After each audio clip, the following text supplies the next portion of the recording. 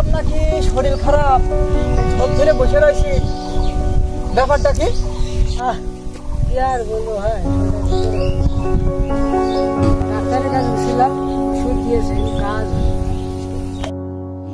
আজ আবার গেলাম কবিরাজের কাছে।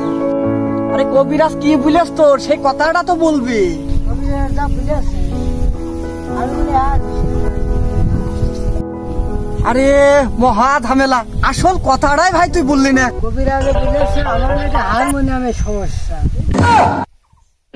আরে ভাই, আমি তো হরমোনের কথা শুনিস, এই রোগের কথা তাই যদি বলে শুনতে পারলাম না রে ভাই।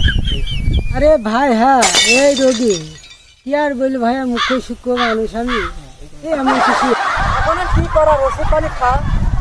হয় কি আর করা, আমার এবিসি করা লাগবে।